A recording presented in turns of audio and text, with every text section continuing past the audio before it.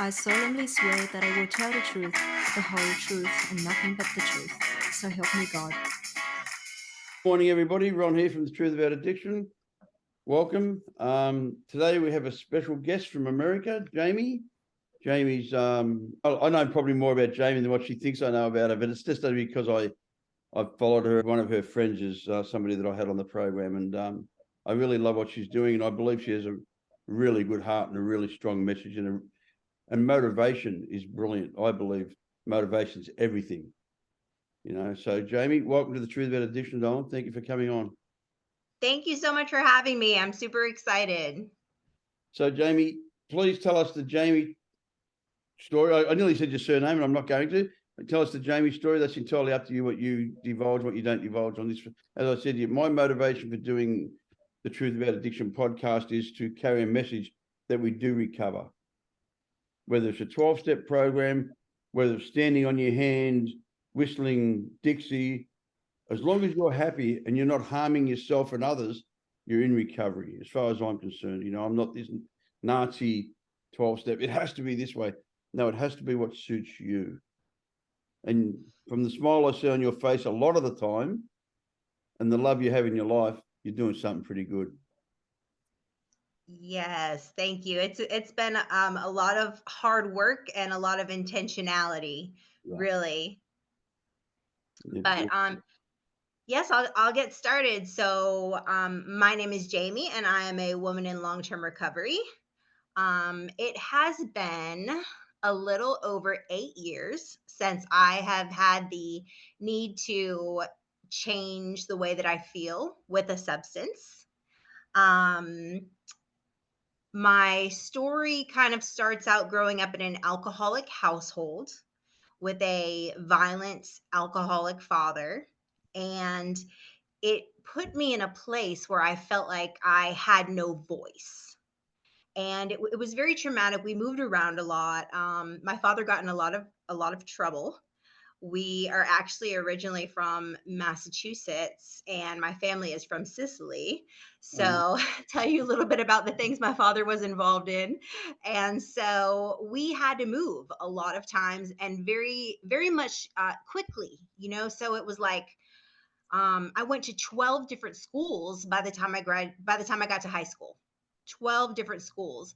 And with the the violence and the things going on at home, I never felt like I was able to connect with anyone. I never felt like I was able to trust anyone enough to share with them things that were going on in my house. So my first addiction was to escape.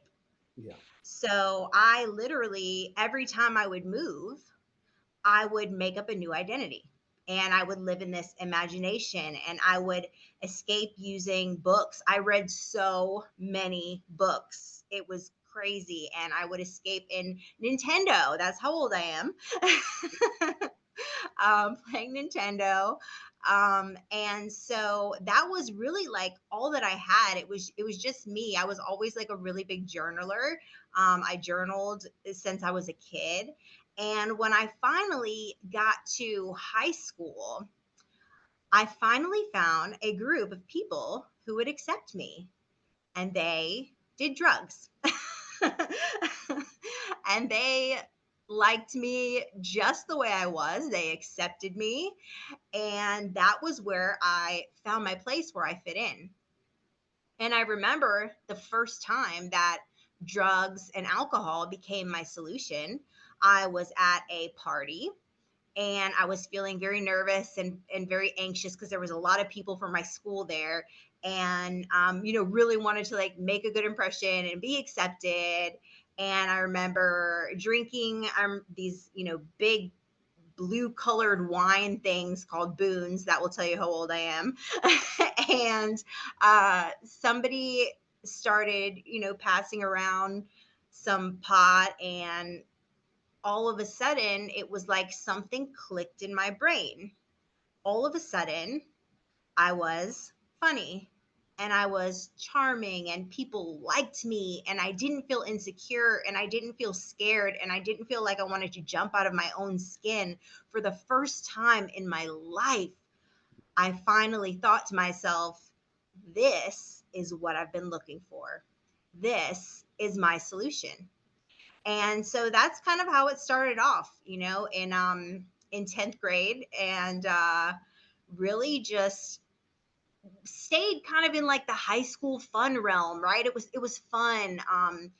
Went through acid and mushrooms, and I remember watching Austin Powers and just laughing so hard, and I was like, yes, this is fun. And it was a good time. Still, nothing was out of control. Did very well in school, graduated high school with honors, went to college. And if it would have stayed there in that realm, then it probably would have worked. But unfortunately for me, and I think everybody else who has this thing called addiction, the disease of addiction, some people agree, some people don't. It did not stay that way. And it got to a point where I always had to do more. It was like whatever I was doing wasn't enough. And I started on, the harder stuff, and started not sleeping and started raving. I was the girl with the Jenko jeans and the glow sticks, and just having a good time, partying it up, and still working, still going to school. But, I started doing things like stealing from my job and going to work high, and not sleeping, and not being able to hold down one job, but having to go from job to job to job. And then there were, relationships that got added in, because I'm trying to fill this void, whether it be with drugs, whether it be with relationships, whether it be with sex. I'm trying to fill this void inside of me. And so I think when things kind of started to get really real for me was when I got pregnant with my son and I was addicted to crack. Um, at that time, I was 23 years old, and I my parents had to move again very quickly, and I went with them, and I made a geographical change and went through that pregnancy and did very well.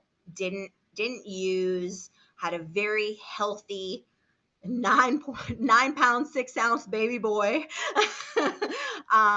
And was a stay at home mom for almost a year. um, and then I decided that I wanted to get go back out into the world, and I wanted to get a job. So I got a job at a restaurant, a very popular restaurant that they have a big bar, and started working there. And I thought, well, I can have some drinks, and oh, these guys at the bar, they're just giving out cocaine, I can do that. And before I knew it, I was back hooked on crack again. And it was like it didn't even skip a beat. It was like I just went from the addiction, not using, to bam, right back in addiction again. And so then after that, me and my kid's dad, we broke up, and I kind of went into this life of the real party scene. I started working in strip clubs, and then I started prostituting. We called it, I had a escort service. Yeah. I actually got busted in 2006 in Florida in a prostitution sting. Most embarrassing day of my life. um, and they put me on the news. They made an example out of me, and they put me on the news for 3 days straight. And it was so awful. Like my neighbors, I could hear them, talking like, isn't that our neighbor? Isn't that chubby girl that lives down the street? Is she's on the news? And so I can tell you one thing though. I remember that day so well, because it was the first time that I had cried out to God. I remember being in that hotel and thinking that this guy, like, I knew something was fishy in it. You know, he wasn't doing the normal thing that the guys do when you show up as an escort at the hotel. So I was real sketched out. There was a broken mirror, and I kept trying to leave, and he kept yelling at me. and I tried to make a bolt out the door, and it was a hotel with like the double doors, and the double doors flew open, and there were 25 news reporters, police, sheriffs, and I remember stepping back and putting my hands in my on my face and crying out, God help me. And that was my first time I went to jail. Very scary. And I remember getting on probation and having a probation officer who is kind of just like, very like, he wasn't like really, really like hardcore. And so I finished out my 6 months of probation, made another geographical change. And I thought, this is it. I'm going to, make this geographical change, and this is going to work. And unfortunately, the place that I moved to, that my mom moved to, was right next door to a crack dealer. And within a month, I'm working at a multicultural bar, doing $5 dances and dancing on the bar, bartending. And so things started to go downhill very quickly for me. And this is just like the cycle, like no matter where I go, there is Jamie. And there is all of her trauma and all of her issues and all of her fears and insecurities. And I really had to get down to the root of, why does Jamie always need to change the way that she feels? Why can she not just be? And I ended up like making friends with this girl who did not use drugs, and she kind of helped me and kind of like coached me through some things. Now I didn't go into recovery. I did go into detox. I actually have been in and out of detox 8 different times, and every time I would get out of detox, it would be the same thing. Like, okay, now I'm cured. Now I can just use like everybody else, right? Because everybody smokes meth on the weekends, don't they? And it was just like, a never ending cycle, over and over again. I think the thing that really led me to my rock bottom was in 2009. I got addicted to painkillers. I had some hookups with some doctors, and there were some doctors, and I would sleep with them for prescriptions. So for me, it was very easy just to go and, sleep with them, and they would just slide me out a prescription out the back door. And that is really how I supported my drug habit for a really long time. And at the time, at the beginning, I didn't use the prescriptions, the pain medicine. And then one day I was like, oh, like, what is this? Let me try it. And that was when things really started going downhill, and I got addicted to pain medication. And then I got pregnant with my daughter. And I could not stop using the pain medication. At 7 months pregnant, I came clean to my doctor that I was addicted to pain pills. And they told me, oh, it'll be okay. We'll just keep her on, surveillance in the NICU for a couple days. Everything will be fine. And that is not what happened. What happened was, I had her, they took her from me right away, did not get to even be in the same room as her. DFACs came, and they basically, they didn't have recovery support in the hospitals like they do now. So it was a very shameful, judgy situation. And I was so ashamed that I went home and I tried to kill myself. I ate a bottle of Klonopin, and my mom ended up getting custody of my daughter and my son. And I just went on this spiral. I really just spiraled out through because of the shame and the guilt of you know, my daughter had to stay in the NICU for 6 weeks.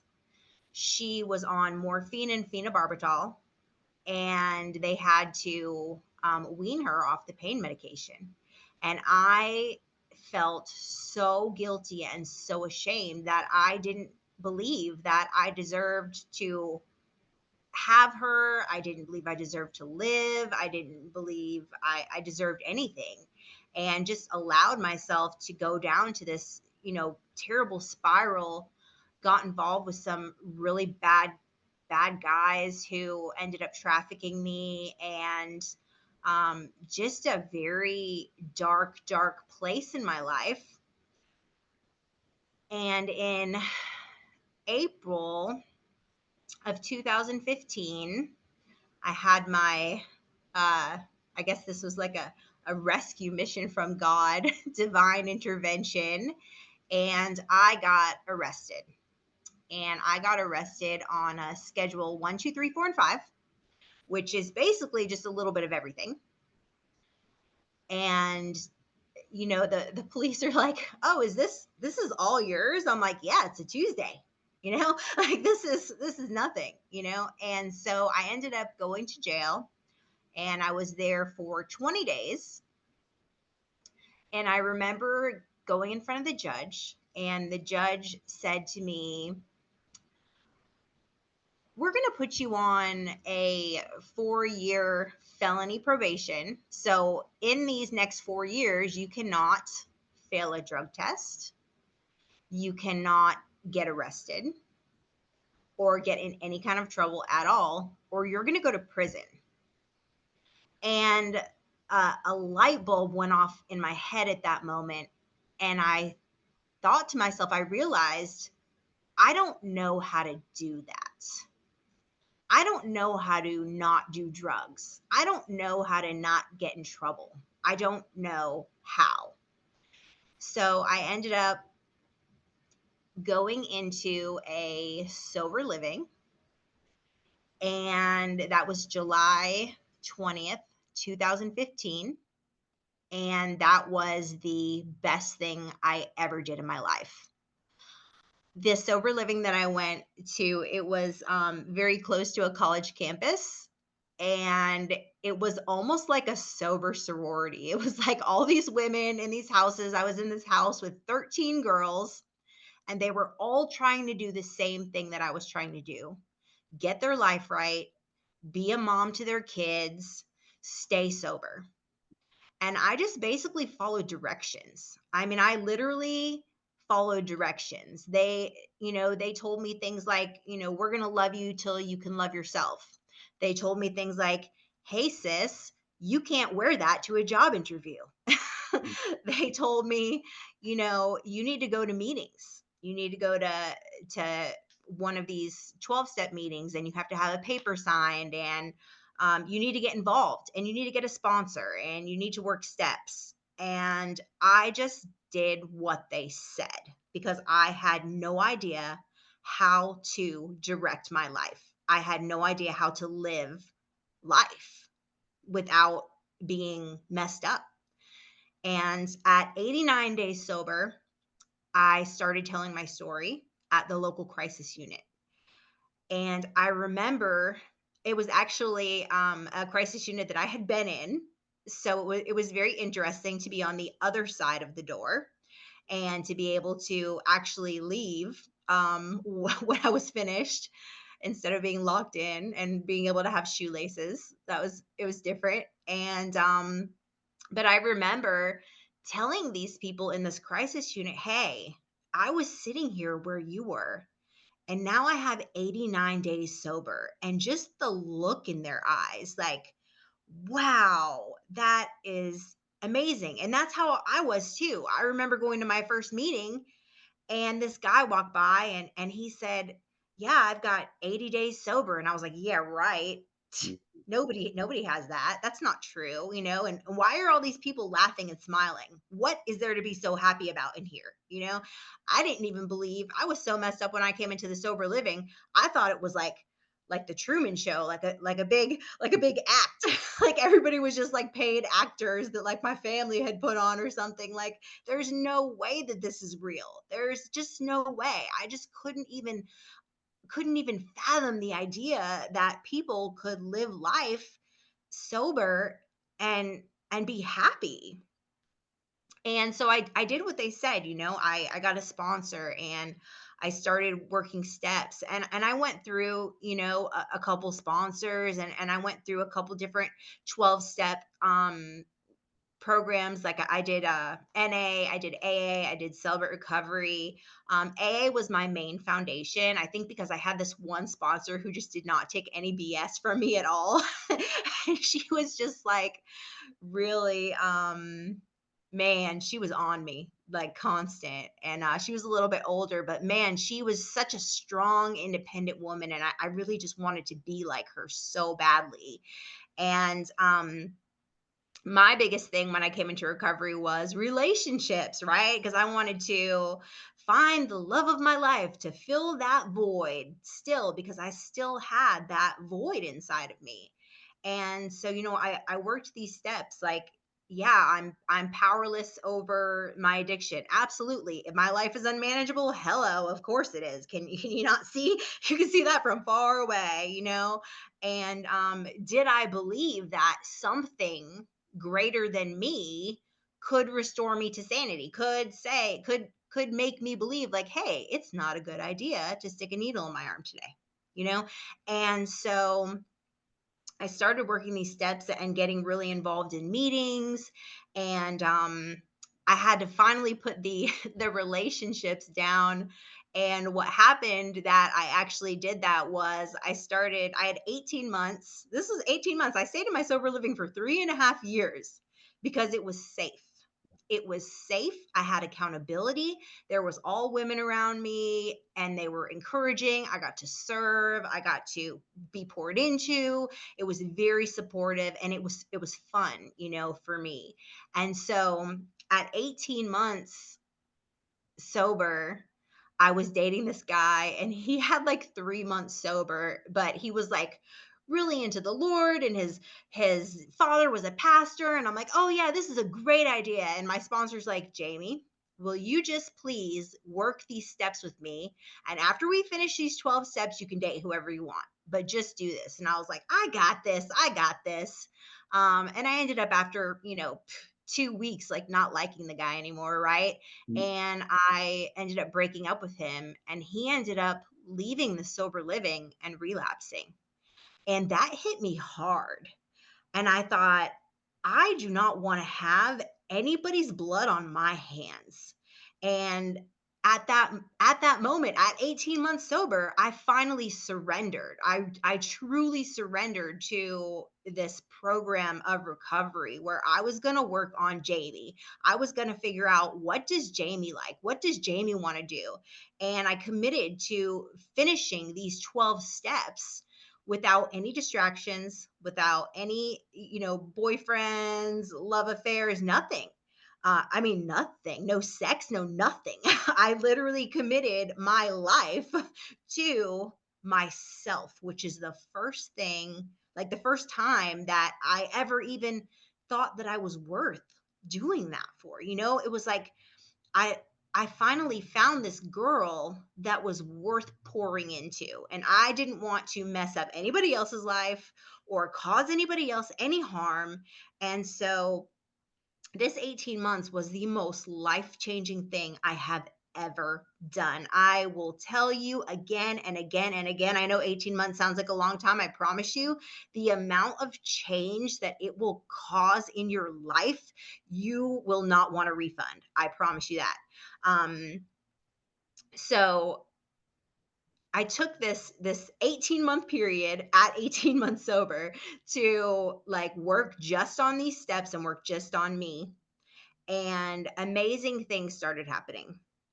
First of all, I gained an amazing relationship with God. Amazing relationship, like intimate relationship, trusting relationship.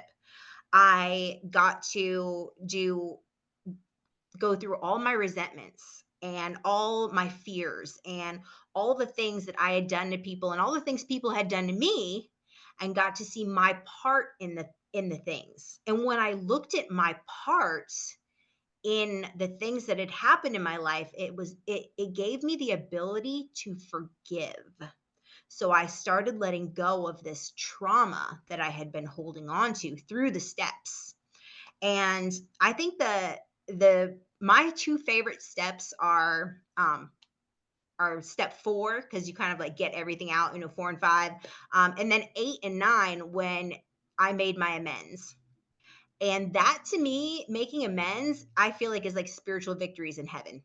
It is just like the angels are rejoicing. Everybody's like, yes, she's cleaning her side of the street. And it just filled me to a point where I knew I was finally on the right path. I was getting Jamie out of the way and Jamie's will out of the way, and being able to figure out, what does God want me to do? So I ended up getting a job as a massage therapist, and within 1 year, starting my own business. So I went from, being homeless on the street to having my own business in sober living, while I'm living in sober living, making 6 figures owning a massage therapy company while I'm living in sober living. I ended up becoming a certified peer specialist for addictive disease through Georgia Council for Recovery. I um, worked at a place called the DIVAS Who Win Freedom Center, and they helped women who were going through prostitution and human trafficking and recovery. And I created a protocol, a massage protocol called Recovery and Trauma Massage, and implemented it in this nonprofit. Trained students from the local massage school to come and do the massage on them. Ended up moving into my own townhouse. This is all in this 18 months that I'm telling you about, that I took off. This 18 months. I'm telling you, your life can change if you will just pour into you. And the crazy thing was, I saved up $10,000. Okay. Now, all on my own, as a woman, without being in a relationship, without anybody's help, just me and God. And that gave me the confidence to be able to know that I could do anything that I wanted to. I mended my relationship with my children, with a lot of other people, and really just began pouring into people. I started my social media platform, which is Jamie Tall, and I started that. That was during COVID. And basically, it was, just basically like encouraging messages, because I knew during COVID that I was terrified being locked down and not being able to go outside and not being able to go to meetings. And I knew if I was terrified with the relationship that I had with God, then other people were terrified too. So I started speaking out about recovery and started a YouTube channel, and just started spotlighting, miracles in recovery, and interviewing people, and all different pathways, right? And so there were so many things that became fruitful in my life because of like walking this path of getting Jamie out of the way and seeing, what does God want me to do, and serving others. So not serving myself, serving other people. There were so many things that just came as a byproduct of that. And there have been some really hard things that I've had to go through in recovery. Recovery is not always easy, but because of my relationship with my higher power, because of my community and my support, I have been able to go through those things and still stay sober. My mother did not like welcome me with like open arms until I had 5 years in recovery. 5 years. That's like a really long time. And she's the one who had custody of my kids. So she made it very difficult for me to be able to have a relationship with them, that the kind of relationship where I wanted to be able to see them as much as I wanted. until I had 5 years. That was only 3 years ago, you know. Right. That was really hard, but I just kept putting one foot in front of the other and kept doing the next right thing, and just kept praying, and no matter what, just doing the right thing and serving, and just just doing everything that I could to spend time with my children. I also ended up getting married, and I went through a very abusive marriage during sobriety. And that was really hard. And I finally ended up cutting that off because, as much as I was dedicated to and loved my husband, I loved Jamie more. And I made a decision that I deserved better. And so that was something really hard that I went through in recovery. So recovery is not always like, you know, easy. There are hard things that come up, but I can tell you this, that I never one time thought for a second, hey, maybe I should get high and that will make it better. I never, ever, ever thought that. I never felt that way. And it has just been more and more amazing. Of course, there are days I don't feel like it, right? There's days I don't feel like it, but I just continue to stay on the path and stay connected to my network and pray and pray and pray and stay in my gratitude. That is huge. When we're going through storms, like not looking at what happened and the problem and all these things, but staying in my gratitude, like what do I have, and what can I do today. So that's been really helpful too. And so I would just say to anybody out there who is, coming into early recovery and thinks that, they can never get to this place that they want to be at, I'm going to tell you that you will not only get to that place, but you will exceed your own expectations about what will happen in your life if you just continue on the road to recovery and continue staying connected and continue doing the next right thing. Yeah, beautiful. And as you said, I would have ripped myself off badly if I'd have written a list of what I wanted from recovery compared to what I have. Mm. I have my brain couldn't even fathom what I have today. And I've been clean now a long time, 37 and a half years of total abstinence, and I haven't had a drink since 82, and I haven't had a drug since 86, and my life still gets better. And you hear, when you first come into the rooms, you hear people say, "Oh, it gets better." And I don't know about you, but in the end, I used to think, if one more person says that to me, I'm going to slap them. I was sick and tired because I felt like shit. I had an incredible desire to change the way I feel through women. So I was addicted to sex, and it wasn't just sex. It was more about trying to find love, trying to find this connection with something outside of myself, because I didn't love myself. And I came from a gangster family. My father was a gangster. I was in prison at 17 for 4 attempted murders on gangsters, shooting out and having a shootout with the cops. And that was normal in my family. That was normal, And I released a book called Born into the Lie of Crime. Not the life. It says F, but I've covered the F off. So it says Born into the Lie of Crime, because people think it's a life. It's not a life.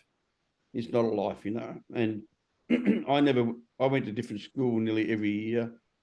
I never made friends at school. And if I made friends, their parents would be like, "Don't hang around with that kid. That kid's dad's a gangster."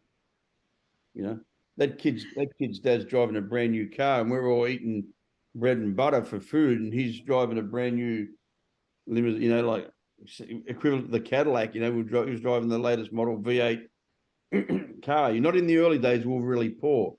But later on, when he got more into organised crime and went further up the ladder, our lifestyle changed. And he was brutally violent towards my mother, my sisters, myself. And so I lived in fear. Fear was my first drug. That was my drug of choice, fear.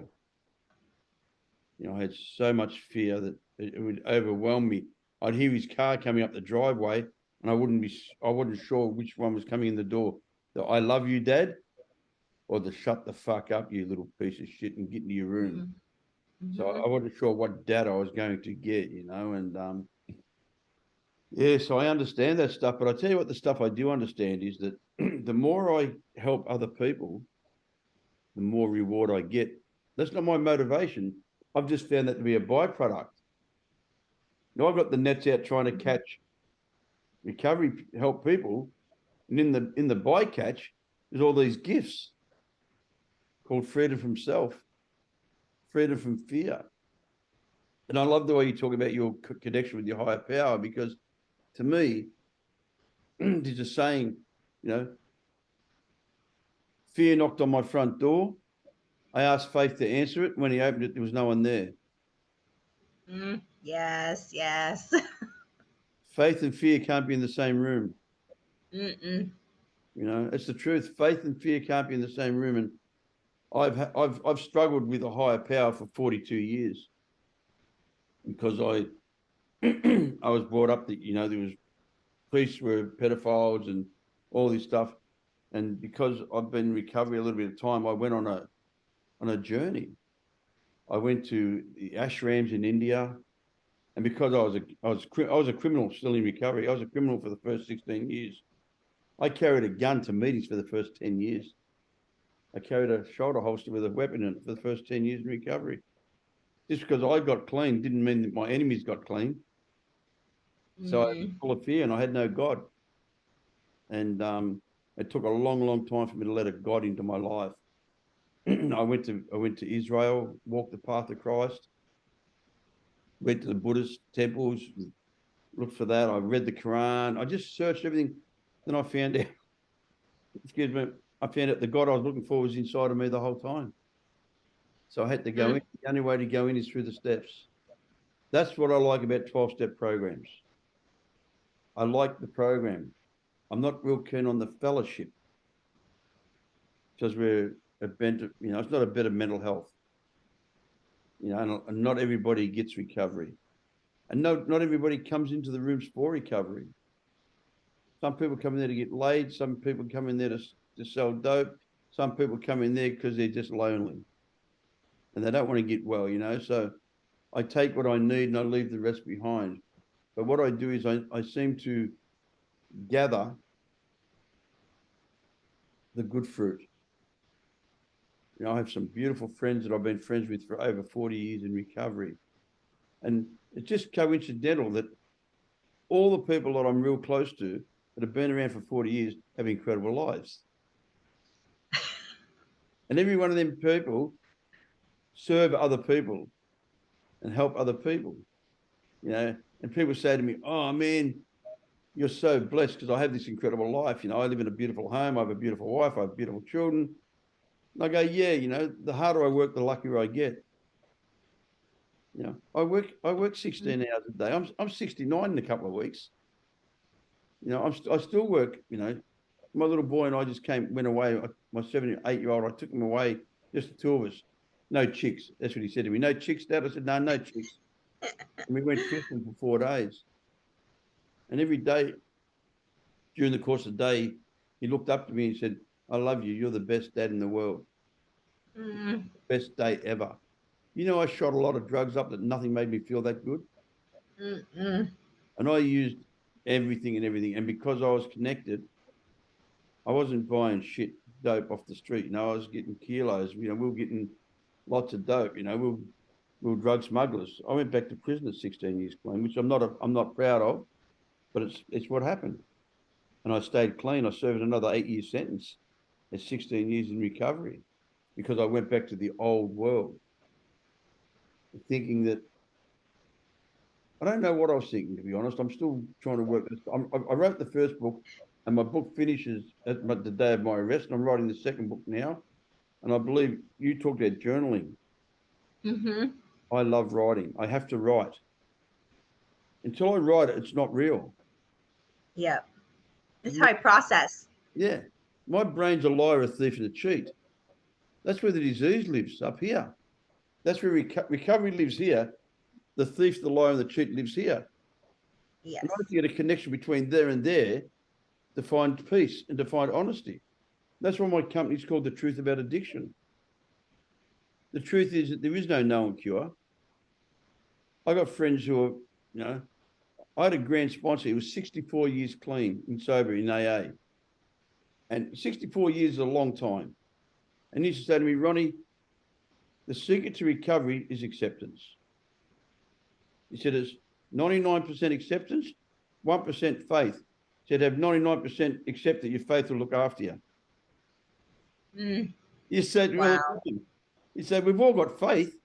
He said, but we don't trust it. We don't accept that the faith is going to look after us. He said, we all still want to have control. He said, everyone talks about their faith. He said, but if you accept your faith is going to look after you, you have no turmoil. It was a funny old bug, and you say, and the more meetings I do, the better my wife behaves. Had nothing to do with his wife, had to, I love the old timers, I still think I'm a newcomer because I still learn something every day, and I learned something from you today, and it's such a beautiful thing to be able to share on this platform. I've had a few discussions with different people. They talk about anonymity, blah, blah. I said, mate, you don't know what anonymity is. And they go, at the press and breaking our traditions. I said, mate, it's up to the individual to talk about their recovery. I said, you got to remember, they were written in 1930s. We never had communication. We never even had a freaking telephone. Don't talk to me about anonymity.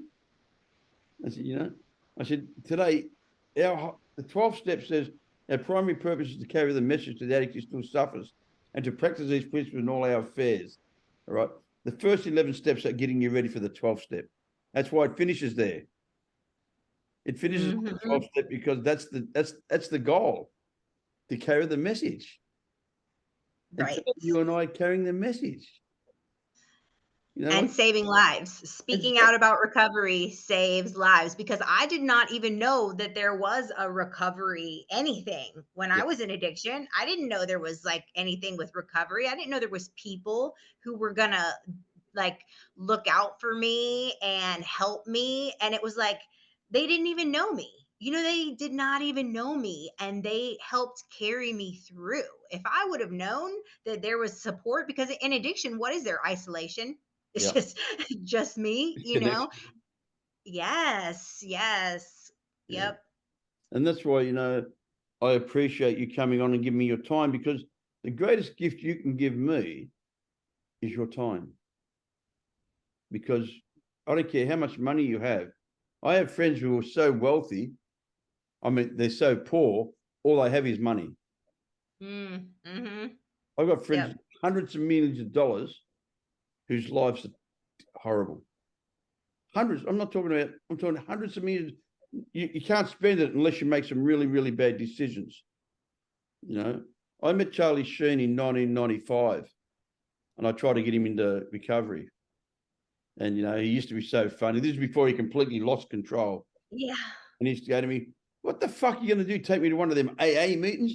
And I say, it wouldn't hurt you. He said, man, I got more money than Jesus, And then he'd say, let's go to Heidi Fleiss's. And I say, Charlie, shut the fuck up. I don't want to do that, It was really funny because he used to hang out in Sunset Strip with a buddy of mine, and I was the Antichrist because I was the no drugs, and I was in recovery. Right. I was going to meetings, and and I see people like that have got everything who have got nothing. Then I see people who have got nothing that have got everything. Yes. Our systems, our thinking is so distorted. And I talk about this a lot. My concept of a man was so wrong until I found out what I wanted and who was Ronnie and what did Ronnie really want. not who did Ronnie think you wanted me to be. Mm-hmm. And today, I love what you said when you said you gave that marriage up because you were worth more. I won't undersell myself anymore, Jamie. If my wife wasn't happy with me tomorrow, she can leave. If I'm not happy, I will leave. And I love this woman as much as I love anything in the world, except for my children. My children will always be it's not hard to see. I have 40-year-old twins. I met their mothers in rehab. I went to rehab from prison to get out of rehab because there was girls in rehab. There was no girls in prison. Yeah. That was the only reason I went to rehab. I didn't go to rehab to get clean. I went there to get other stuff, And when I went to that rehab, they had these things here. They're called the 8 demands. And I've structured my whole program. I run a drug rehab rep program as well, online one now. I used to work in private rehabs. I worked in other centers, and it's not for me. I'm not going to give you an awareness because you didn't make your bed. Right. 3 weeks ago, you were shooting fucking heroin in your veins. We had dirty fits and dirty spoons. We're smoking crack in some back alley. Now I'm going to chastise you because you didn't make your bed. Come on, please. Have some reality. We need structure, but we need common sense too. If you didn't get up today, you're a success. You made some mistakes. Oh, wow, you're human? Because I'm a human being first, I'm a man second, then I'm an addict third. And my biggest problem with a lot of programs is they focus on the addicts too much. Let's focus on the human. What do I want as a human being? I want love, understanding, and forgiveness. What do I want as a male? Security within my relationship, trust, dignity, honor, and the ability to provide and to support. And not to be the man of the house, to be the partner of the house. To share the responsibility of bringing up our children. To change my kids' nappies. That's one of the gifts I was ever given, was to change my children's nappies. I still can't with my kids. My son and I shower together all the time. My little girl comes running out of the house. I'm naked, and she'll jump in the pool. That's joy. And for me, I stopped using drugs because the joy had gone. And it had been gone a long, long time. The joy had gone. If it had stayed where you were talking about when we were smoking pot and tripping and having the ball, I'd still be doing it now. I'd be up there Willie Nelson smoking joints, But it didn't go like that for me. It turned to shit. And really quickly. I had my first injection of heroin in 1974 and I was in detox by 1977. So it was a 3-year window. I knew within a month of using that I couldn't maintain it because I was such a pig. There wasn't enough drugs to numb my brain. My last relapse in 85, I was using with a girl that I'd met in NA. And she was already using, she was working on the street, and I relapsed. And we hooked up together, and we'd shoot up together in a cheap $20 room. She's on the street doing what she has to do to get, and I couldn't even, this is my rock bottom. Don't worry about me shooting people and robbing. That was nothing. That was normal. My rock bottom was when I could no longer earn, and I was sitting on a seat waiting for a girl to go and do a trick so she could give me my first shot for the day. That was my rock bottom. That was my lowest point of my whole life. Then she loved me. That love when you're really broken, and she'd give me the first shot. Then she'd go and she'd do another trick and she'd have her shot. Then her next trick would get a $20 room. So I could go and sit in the room while she went and did some more tricks. It was just so fucking sad. It was so, you cannot even put words into the lowness and loneliness I felt. And I had a dream. And God came in, this God that I don't know about and I don't understand. And I talk about this dream a little bit now. I never spoke about this dream for over, you'll get it. I never spoke about this dream for over 30 something years. I never talked about it because I didn't understand it. I do now. I'm a little bit more. I dreamt I died. A really funny dream. I had two dreams. I was on 120 mil of methadone. So it's a lot of methadone. I'm trying to shoot heroin and Ritalin to get over the methadone. And I dreamt I was walking down the beach with my twin daughters. At the time, they were 2.5 years of age. But in the dream, they were about 6 or 7. So I'm walking down the beach. And I told her the next morning, I said, I had this dream last night, Tanya. And she's like, I'll have another shot. You know, you crazy fool, you know. The very next evening, I dreamt that I died. I dreamt that I OD'd. And I was going to wherever you go. And I was floating up. And all the way I'm justifying what's going on. I know that I'm going to see the maker. So I've got to justify my earth.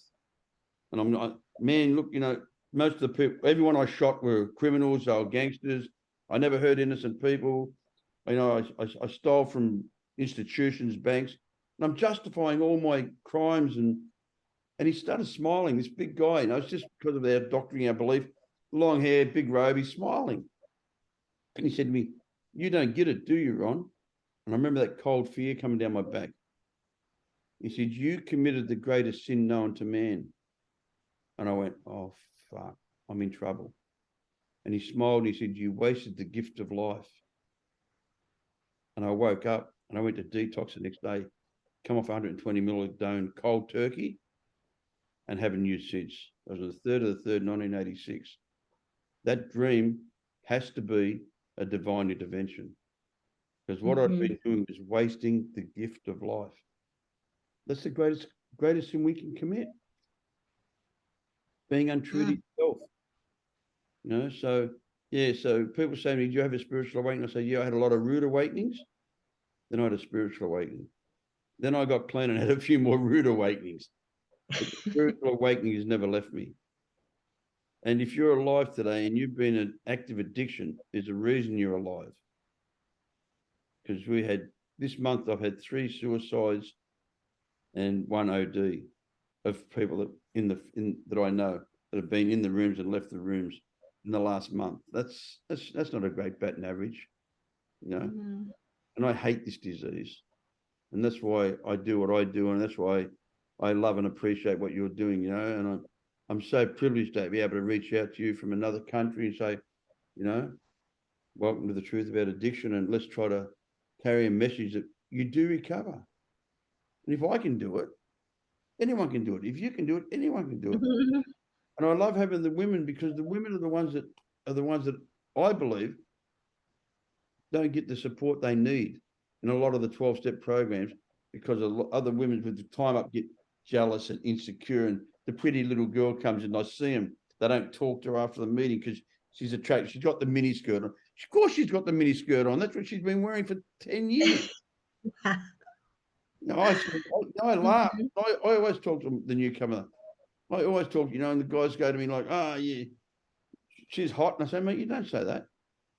This is her protective place. This is where she comes where she's not hot. This is where she comes where she's loved unconditionally. This is where she's not a sex object. You know, I don't cop that. I'm sorry. I don't accept that shit from older, cleaner members talking about newcomers being hot. Of course, we're human beings. I think yes, she's attractive, blah, blah, but don't take it any further and don't talk about it. You know what I mean? She's here to save her life. That comment could put her out the door and she could be dead tomorrow. You're not responsible, but you're not helping her. You know what I mean? Right. I'm extremely protective of the fellowship. I'm extremely protective of the people in the fellowship. But I still say today, the 12-step program or any other program, whether you go to church or whether you go to yoga, whatever it is, it's a place of protection. You're going there for support and help and love. You know, so, you know, I really love what you guys are doing. I love what you and Sonia do together. I watch your things and I get a little chuckle to myself and I think, yeah, wow, that's so cool, you know. So, yeah, look, from me personally, thank you very much for your time. And I wish you well with your journey. And you think it's good now? Another 20, you'll ring me in 20 more years if I'm still alive and say, man, that was nothing. Remember that conversation we had? I was selling myself so short. There's so much more to it. Mm-hmm. Absolutely. I'm looking forward to it for sure. But Amy, thank you very much, darling. Thank you for your time.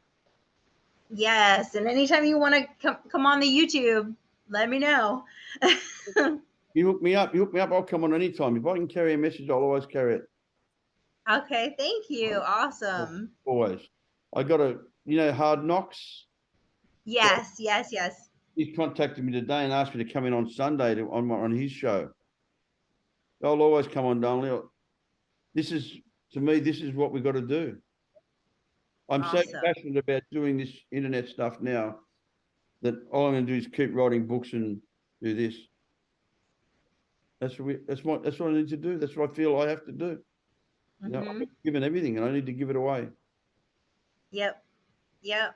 Awesome. Awesome. Thanks, I'll mate. email you. We'll get it scheduled. Ready. Whenever you're ready, darling. Thank you very much. Thank you. I solemnly swear that I will tell the truth, the whole truth, and nothing but the truth. So help me God.